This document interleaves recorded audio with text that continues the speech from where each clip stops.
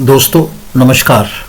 आज फिर एक महत्वपूर्ण निर्णय के साथ मैं आपके सामने हाजिर हूं और आज जो निर्णय आया है वो हाई कोर्ट इलाहाबाद की जो लखनऊ में बेंच है उससे आया है और इस रिट पटिशन का नंबर है 12211 2025 की और टाइटल है इस केस का Khalsa medical store through its proprietor Yashwant Singh versus Reserve Bank of India through governor and others. और ये निर्णय दिया है honourable justice Shekhar B Sarraf और ऑनरेबल जस्टिस मानजीव शुक्ला। तो ये आया है कि जो हमारे बैंक अकाउंट हैं, पता भी नहीं पड़ता कोई केस कहीं है और ऑल ऑफ सडन उसका जो बैंक अकाउंट है उसको फ्रीज कर लेते हैं। बैंक के पास कोई सूचना आती है किसी पुलिस स्टेशन से और बैंक अकाउंट उसके पूरे खाते को सीज कर लेता है।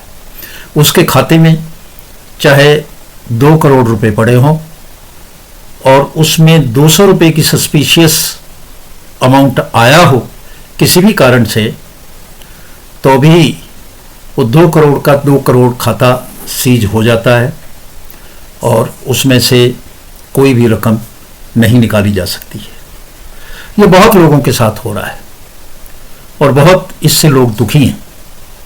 ये भी नहीं पता पड़ता कि उसके अकाउंट में पैसे कैसे आए।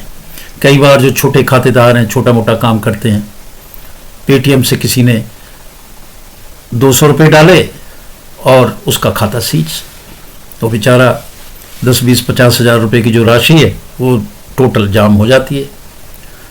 तो इलाहाबाद उच्च न्यायालय ने इस तरह के केसों के बारे में एक विशेष केस था जिस पे, जैसा मैंने बताया कि जो मेडिकल स्टोर था खालसा मेडिकल स्टोर, उसके खाते को पूर्ण रूप से सीज किया गया था। एक्सिस बैंक में उसका खाता था। तो उसमें जो मोटी बात कही इलाहाबाद हाई कोर्ट ने कि पुलिस द्वारा बैंक को किसी भी खाते को फ्रीज करने के लिए एक ऐसा नोटिस व्यापक किया जाता है जो ब्लैंकेट बैन होता है और ये भी नहीं बताया जाता कि इसमें कितनी राशि अवैध है और इस तरह से अगर कोई भी बैंक करेगा तो उसको बैंक की मनमानी और गैर कानूनी माना जाएगा। ये इलाहाबाद हाई कोर्ट ने कहा और फिर इसमें विस्तार से आगे बात की। तो अब इस केस की हम भी विस्तार से बात करते हैं। इस बेंच ने, देखिए अजीब बात कि जस्टिस शेखर बी सर्राफ और जस्टिस मंजीव शुक्ला की जो बेंच है, उन्होंने कई बार जो इन्वेस्टिगेटिंग ऑफिसर था इस केस का, उसको बुलाने के लिए समन भेजे, परंतु वो नहीं आया। और ना उसने आईओ ने ये बताया कि उसका कारण क्या है। बेंच ने स्पष्ट कहा कि ऐसे मामलों में जो एरिया का ज्यूरिसडिक्शनल मजिस्ट्रेट है, बैंक उसको भी 24 घंटे के अंदर इन्फॉर्म करेगा अगर ऐसे किसी के भी खाते को फ्रीज करता है। और जो आईओ है उसको भी बैंक को इन्फॉर्म करना पड़ेगा कि क्या केस है, उसकी एफआईआर जो है वो बताई जाएगी और साथ में उसकी कॉपी देगा और उसका जो ऑर्डर है सीजर का वो भी देगा प्रॉपर जो है, और लीन कितना करना है, यानी कि मान लिया 200 रुपए उसके खाते में आए हैं तो 200 का ही लीन करेगा, ये अमाउंट भी स्पेसिफाई करेगा। ब्लैंकेट बैन नहीं हो सकता। तो इस केस में एक्सिस बैंक ने अकाउंट को कंप्लीटली फ्रोज कर दिया कि पुलिस स्टेशन ने अंडर सेक्शन 94 और 106 BNSS में उसको नोटिस जारी किया, जो काफी नहीं था। इस एक्शन को पटिशनर ने चैलेंज किया और उसके बाद में इस पे संज्ञान लिया हाई कोर्ट इलाहाबाद ने। और ये बात है नवंबर 2025 की। इसके बैंक का जो मैनेजर कोर्ट में पेश हुआ, उसने बताया कि साहब एक ये आदेश आया, इसके बाद कभी भी कोई भी सीजर ऑर्डर नहीं आया जो कब्जा करने के लिए ऑर्डर होना चाहिए था, और ना ही इस तरह की कोई भी ऑर्डर आया कि इसका कितना अमाउंट जो है वो सीज करना है। पूरा खाता ही सीज कर दिया। ये बैंक मैनेजर एक्सिस बैंक का हाई कोर्ट को बता रहा है। और जैसा मैंने बताया, आईओ को कई लेटर लिखे, सम्मन भेजे, ना तो उसने कोई डॉक्यूमेंट दिया हाई कोर्ट में और ना ही आया। तो ऐसे आईओ को तो सख्त खिलाफ कार्रवाई होनी चाहिए थी। कोर्ट ने जो कहा, हाई कोर्ट ने कहा कि पूरे अमाउंट को सीज करने की जरूरत नहीं है और बैंक भी पूरे उसको सीज नहीं करेगा।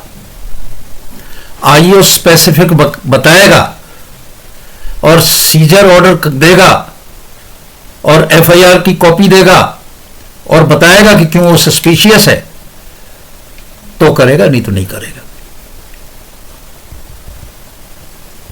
तो इस तरह से एक बड़ा स्पेसिफिक सी बात उसने कही और कई निर्णय जो है उन्होंने हाईकोर्ट ने, माननीय हाईकोर्ट ने कहा, उसमें स्टेट ऑफ महाराष्ट्र वर्सेस तपस्वी नियोगी का एक और केस है, उसके बारे में कहा कि भाई जब तक डायरेक्ट लिंक ना हो with the commission of the offence, वो आदमी जिसका आपने खाता सीज कर रहे हो, जब तक उसका कोई भी क्राइम करने में हाथ ना हो, आप उसका खाता सीज नहीं कर सकते हैं। वो आपका मुलजिम नहीं है, तो आप उसको सजा कैसे दे सकते हैं खाता सीज करके।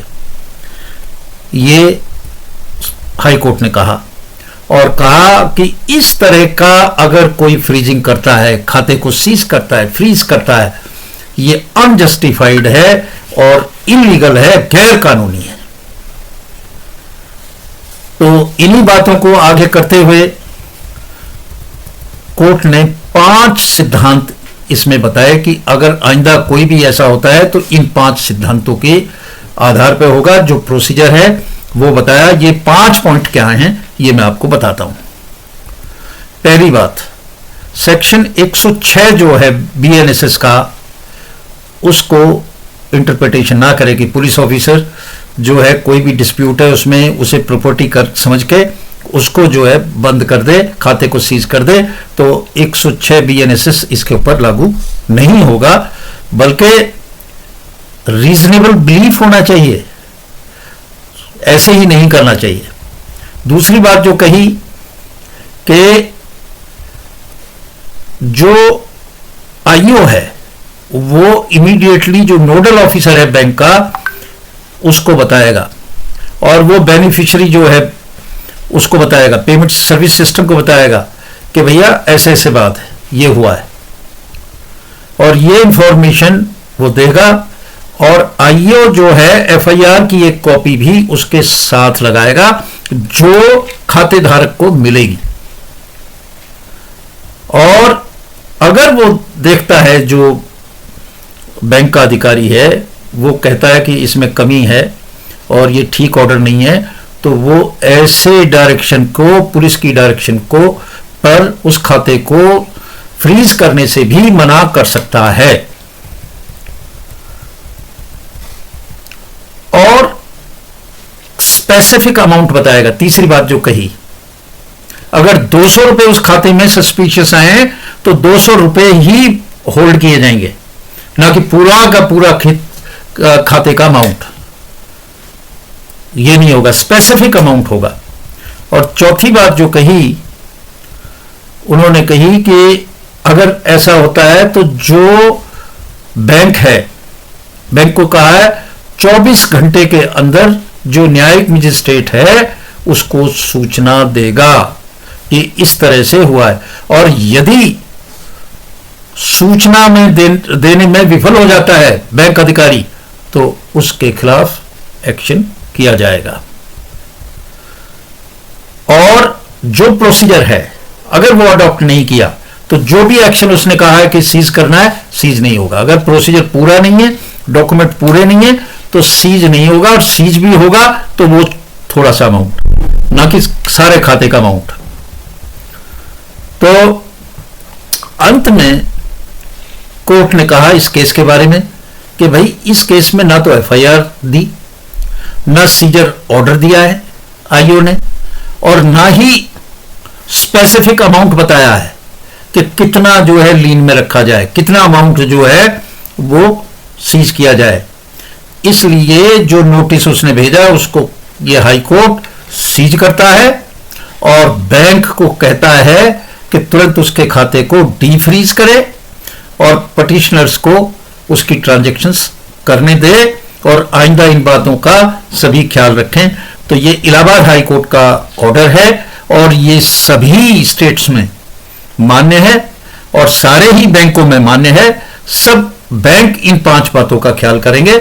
इनमें मोटे तौर पे एफआईआर होनी चाहिए, जो सीजर का ऑर्डर होना चाहिए, कितना अमाउंट जो है सीज करना है वो बताना चाहिए, 24 घंटे के अंदर मजिस्ट्रेट को बताना है और उतना ही अमाउंट वो सीज करेगा अगर वो ये सोचता है कि ये सब कुछ प्रोसीजर ठीक है।